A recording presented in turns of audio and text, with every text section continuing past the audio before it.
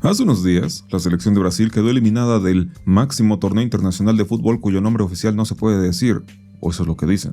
Esto fue frente a una selección de Noruega que, si bien tiene al monstruoso delantero Erling Haaland, como sabemos, en otro tiempo habría sido un partido de mero trámite, pues por muy bueno que sea un jugador, cuando hay un equipo contrario que funciona como debería, es difícil que pueda hacer milagros. Y ese es el tema, cuando un equipo funciona. Y la selección de Brasil hace muchos años que dejó de hacerlo.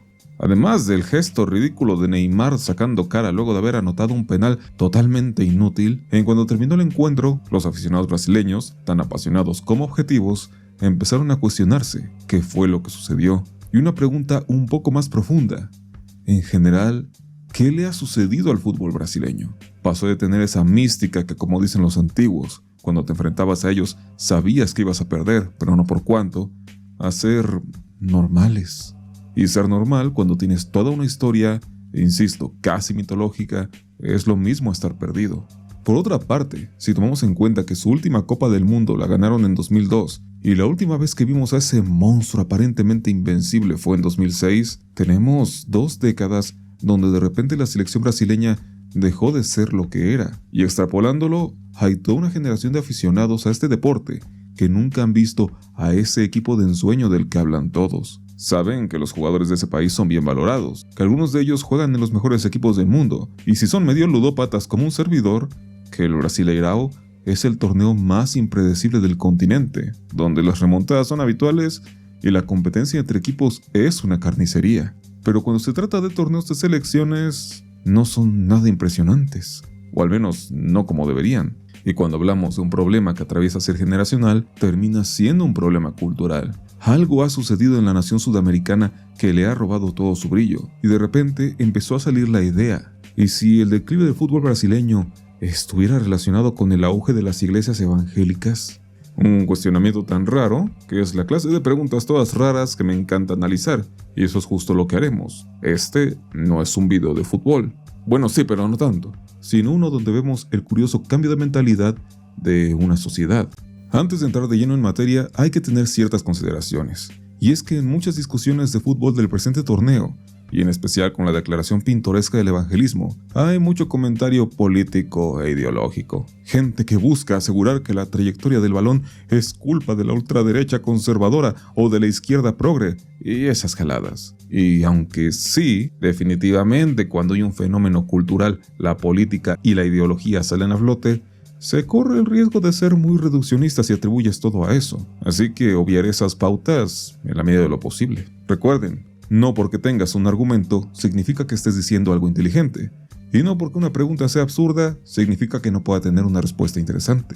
Antes del tema cultural está el tema deportivo, y el cómo Brasil dejó de ser ese semillero de talentos fuera de este mundo es algo que ya se ha venido señalando desde hace varios años. Antes del Mundial, leía una declaración, que espero encontrarla, de que antes los jugadores iban sí o sí a los mejores equipos. Ahora los puedes encontrar en equipos inferiores y siendo uno más del montón. Esto es algo parcialmente cierto. Es bastante normal encontrar jugadores de esta nación en equipos de segunda o tercera línea en el fútbol europeo. Pero esto es porque ahora chicos de naciones que históricamente han dado buenos jugadores suelen ser vendidos desde muy jóvenes, incluso antes de llegar a debutar en su liga local, ni siquiera en la inferior, con la esperanza de que aparezca ese crack que llame la atención, que destaque temporalmente en un equipo de un país de nombre impronunciable, y luego pueda ser vendido a las grandes potencias que suelen poner cifras disparatadas. Como se hace evidente, hay mucho de especulación en esto, como quien compra un Funko Pop y espera que llegue a valer algo en algún momento. Aquí podremos hacer una enorme pausa para explicar por qué sucede esto, pero no es difícil imaginarlo.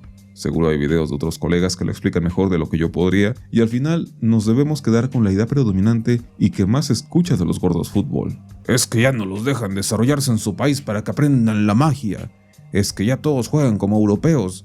Ya no existe ese sabor auténtico. Y eso, de nuevo, es parcialmente cierto. Y meter un poco mi perspectiva. Actualmente no hay un jugador que realmente me llene la vista. Quizás Haaland, del que claro que me declaro un fanboy, aunque con matices. Reconozco el talento enorme que son Messi y Cristiano Ronaldo porque es obvio los monstruos que son, pero nunca me llegaron a atraer lo suficiente. Como alguien que tuvo en su cuarto ese póster de Total 90, creo, que tenía a Shevchenko, Drogba, Deco, Cannavaro, Pirlo, Beckham, Van Nistelrooy, Henry, Ronaldo y Ronaldinho, y seguro me estoy dejando muchos otros. Vaya, ese fútbol de inicios de los 2000 donde parecía que había cracks por todas partes que marcaban diferencia, pero su propio estilo. De repente reducir todo a dos individuos que, claro, son mejores y todo, pues nunca me terminó de cuadrar. Las estadísticas están ahí, pero ese sabor que me enamoró de este deporte nunca me llegó con ellos dos. Y en el caso de Brasil es mucho peor. Después de ver ese universo de jugadores que parecía que ni siquiera debían esforzarse para hacer magia,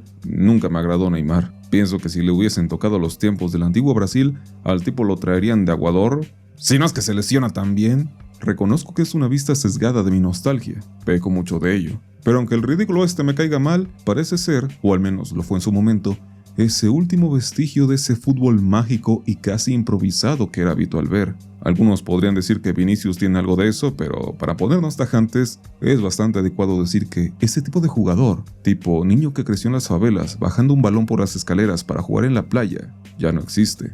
Y entonces, ahora sí, queda hacerse la pregunta, ¿qué le pasó a ese niño? ¿Lo reclutaron antes de que aprendiera a ponerse el uniforme? ¿Dejó de jugar en las favelas porque ahora ve TikToks o los videos de un mexicano cretino? Saludos a mi audiencia brasileña que por alguna razón tengo. ¿Acaso fue reclutado por una pandilla? ¿Ya no puede ir a la playa? ¿O para el caso, ha dejado el balón para asistir al templo evangélico? Aunque encontré muchas declaraciones curiosas, me topé con este artículo llamado Religiosidad Banal, atletas brasileños como nuevos misioneros de la diáspora neopentecostal, escrito por Carmen Rial de la Universidad Federal de Santa Catarina, publicado en 2012. O sea que este aparente fenómeno es algo que ya llevaba años hablándose. Se habla de la introducción del movimiento pentecostal por parte de Estados Unidos en 1910 a través de la Congregação Cristã y la Asamblea de Deus de 1911. Mi portugués es peor que mi inglés. Y como estas comenzaron a ramificarse a partir de la década de los 50, y como el ascenso de estos cultos acompañó el crecimiento de la población urbana a finales de los 70.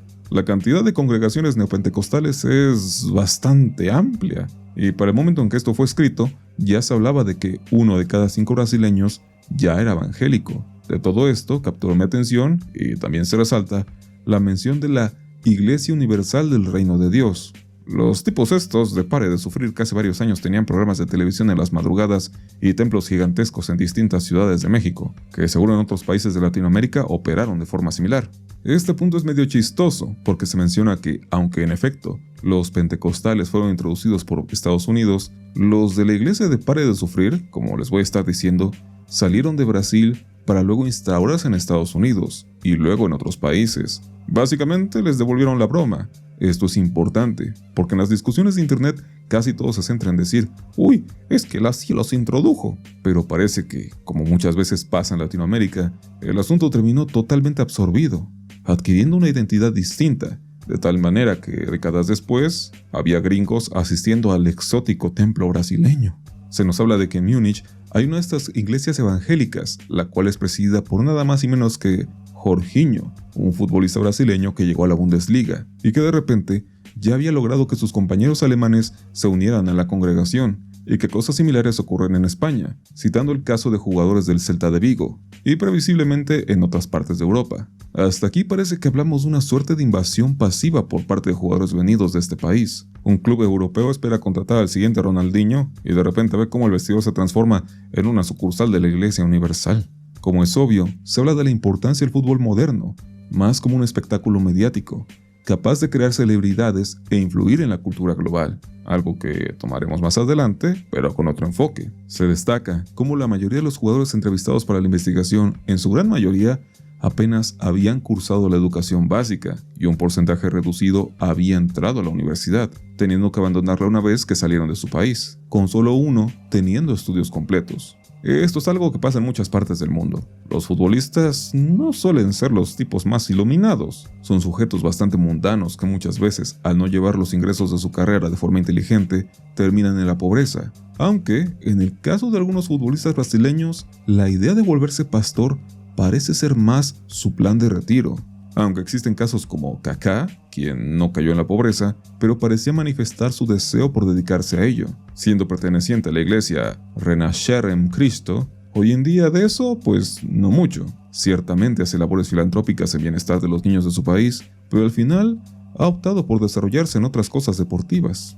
Todo esto ya lo siento un punto clave, pues a diferencia de lo que se dice en internet, la evolución religiosa de Brasil no comenzó de la noche a la mañana, ni en décadas recientes. Incluso podríamos decirse que grandes jugadores anteriores a Neymar ya formaban parte de congregaciones evangélicas, aunque es cierto que, como pasa en todas las religiones, el ambiente de pobreza e ignorancia en el que vive el futbolista promedio es el idóneo para que gane influencia, y que tampoco es algo aislado. Muchos jugadores europeos de forma directa o indirecta ya se han vuelto adeptos a ver cosas como los tipos de Pare de Sufrir y otras congregaciones. Y lo que podríamos decir resolvería nuestra pregunta inicial, que ya en selecciones ganadoras de la Copa del Mundo, como las de 1994 y 2002, había gestos y algunos integrantes evangélicos, y que, podría decirse, fue algo que ha ido acompañando desde hace décadas a la selección brasileña. Citando también, como el equipo que ganó la Confederaciones en 2009, también mostraba mensajes que hacían alusión. Probablemente no se hablaba mucho de esto porque,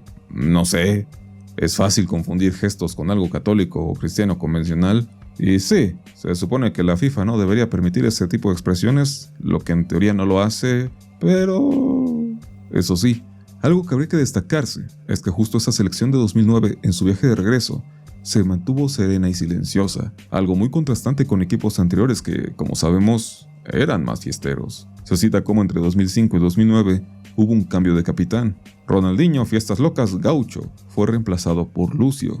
Aunque bueno, esto coincide con la baja de nivel y las indisciplinas del astro. Pero en un periodo de 4 años, el enfoque religioso, que siempre estuvo ahí, sí tuvo un cambio de comportamiento. De jugadores que oraban después de las victorias pero celebraban cuando era propicio, a uno más pragmático, de chicos que se mantienen orando y escuchando gospel. Los ritmos, instrumentos y símbolos de raíces africanas, parte fundamental de la identidad brasileña, de repente fueron dejados de lado, ya que en la tradición neopentecostal se consideran diabólicos. Justo cuando parecía que podíamos descartar del todo, el tema sigue saliendo a flote. En realidad, parece que durante la década de los 2000, de manera interna hubo cierto conflicto en la perspectiva de entrenadores y jugadores. Mientras unos estaban entregados a los, digamos, valores tradicionales brasileños, como enorgullecerse del barrio y de su familia, otros se entregaban por completo a la adoración a Jesús, no porque los primeros no fueran creyentes, sino que los segundos lo volvían el centro de la conversación. Y pues sí, Dunga, quien fuera entrenador en ese periodo, trabajó de cerca con Jorginho, el que puso su iglesia en Alemania. La disputa estaba ahí, un catolicismo fundamental y siempre presente, pero permisivo, que no parecía tener mucho problema con ese evangelismo. De todos modos, a perspectiva popular, pues era algo similar, pero comenzó a volverse preocupante cuando esa segunda religión empezó a demeritar la identidad nativa. De ahí podremos decir que ya saltamos a otra cosa que se señala en las discusiones de internet, el cómo el malvado capitalismo ha usado al evangelismo para quitarle el talento a los brazucas. Como vimos con anterioridad, el crecimiento de la población urbana coincide con el auge del evangelismo, y a su vez con la profesionalización, globalización y mercadeo del fútbol moderno. Se habla de la llamada teología de la prosperidad, instaurada en los 70, donde aquellos jugadores apegados a lo pentecostal debían mantener una conducta rígida, diferente a la más permisiva de sus compañeros católicos, aunque, con el paso de las décadas, esa misma teología fue cambiando, asegurando que tenían derecho a disfrutar de su felicidad en la tierra, que podían y debían buscar el éxito financiero y disfrutarlo, y a grandes rasgos, que eran libres de expresar su felicidad. En el artículo de Carmen Real se hace un repaso por distintas vertientes del cristianismo y su trato hacia los temas de salud y ejercicio, hasta que, de repente, ya un tanto alineado con otras ideologías, los protestantes, por ejemplo, llegaron a la conclusión de que el sedentarismo era una amenaza para la sociedad, por aquello de que donde no hay fuerza no hay masculinidad y todo eso. Si nos apegamos que, aunque sí, las iglesias brasileñas formaron identidad propia, pero aún bebían bastante de lo que se cocinara en Estados Unidos, la idea de que el correcto desarrollo atlético era fundamental estaba ahí. Saltando varios puntos, tenemos que muchos jugadores que, aunque ciertamente las congregaciones evangélicas se han beneficiado de tener futbolistas mediáticos y ricos, que de algún modo u otro pueden atraer adeptos, en realidad tampoco es que se acerquen a lavarle el cerebro. Muchos de los que ya alcanzaron un buen sueldo y posición en su equipo no cambian sus prácticas religiosas, leen la Biblia diario, asisten a servicios religiosos, forman parte de la comunidad a la par que salen de fiesta y tienen los amigos de siempre. vienen de distintos entornos, tienen distintas historias de vida, así que no hay un patrón al cual apegarse. Claro que se habla de otros tantos que aseguran haber vivido en un camino de oscuridad para luego acercarse a Dios, pero esto ocurre en todas las ramificaciones cristianas existentes. Lo que más se destaca es cómo jugadores descarriados admiten que de repente eran cuidados por sus compañeros mayores. En Europa, sobre todo, convivían jugadores con distintos enfoques religiosos sin mayor problema. Después de todo, la creencia, en cualquiera de sus formas, terminaba siendo la fortaleza para sobrellevar su carrera y al estar lejos de su patria. En lo deportivo, jugadores como Alex, quien llegó a estar en el PSG, también de creencia neopentecostal, aseguraba que no bastaba con depender de Dios, uno tiene que luchar y esforzarse. El artículo cierra resaltando cómo al final de todo, muchos jugadores brasileños en el extranjero buscan crear comunidad. La religión suele ser un buen recurso para ello, y como muchos, buscan mantener su identidad brasileña, incluso las cosas de raíces africanas, aun cuando, en la teoría, deberían alejarse de ello. En un todo, cualquiera de sus creencias les otorga guía y los impulsa a mantenerse en un buen nivel. Es cierto que religiones como los neopentecostales pueden verse beneficiadas del escenario gigantesco que les ofrece el fútbol mundial, y claro, como toda agrupación que prioriza recibir ganancias, como los tipos estos de Pare de Sufrir, pues sí, maravilloso tener jugadores millonarios, pero de nuevo, ¿esto ha acabado con la magia brasileña? Mientras la selección de fútbol vale sorbete en los mundiales, tenemos que aquel país destaca en otras disciplinas, como gimnasia, skate, tenis de mesa, atletismo, voleibol, tiro con arco y en el universo de los paralímpicos. Asimismo, decir que el fútbol dejó de ser su fuerte es olvidarse de que ganaron la Copa América de 2019 y el oro olímpico en 2016 y 2020, que como dije al inicio, el Brasileirao es el torneo más competido del continente y uno de los más importantes del mundo, y que como vimos, muchos de los grandes jugadores que recordamos de nuestra infancia son, en efecto, evangélicos. El verdadero problema de Brasil entonces, si acaso y como se viene señalando desde hace años, está quizá en esa falta de identidad que trae la especulación con su talento. Jugadores que no terminan de formarse y son llevados a ligas y equipos que distan de ofrecerles desarrollo óptimo. En ese sentido, diría que Argentina hace exactamente lo mismo, pero ha llevado un camino más inteligente. Pues aunque personalmente siento que una vez que Messi se vaya, va a notarse que muchos jugadores juegan horrendo, ustedes saben de quiénes hablo, muchos sí que traen consigo esa idiosincrasia propia aprendida en su nación. El catolicismo está perdiendo adeptos en todo el mundo, eso es una realidad. En el caso de México también está viéndose cómo cosas como el evangelismo o la santería u otras mafufadas están ganando terreno. Pero dudo que eso signifique que estemos próximos a, yo qué sé, ganar un mundial. Esto es a lo que me refería de que me molesta los análisis que suelen hacerse en internet. Gente que sabe muy poco de un tema mete cosas de algo que no tiene nada que ver, para sentir que están armando un gran argumento o revelando una verdad oculta. Héroes sociales que denuncian conspiraciones mientras consumen la red social de este mismo señor. Aunque sí que parece que hay un conflicto entre las distintas religiones y la identidad brasileña, esta se niega a desaparecer, y probablemente no lo haga en mucho tiempo. Los neopentecostales ciertamente se están ampliando, pero creo que es más con visión de negocio. Como dijo algún brasileño alguna vez, hermanos mexicanos que nos están invadiendo con oxos, nosotros los invadiremos con iglesias evangelistas. Jue. Y que chinga su madre Neymar.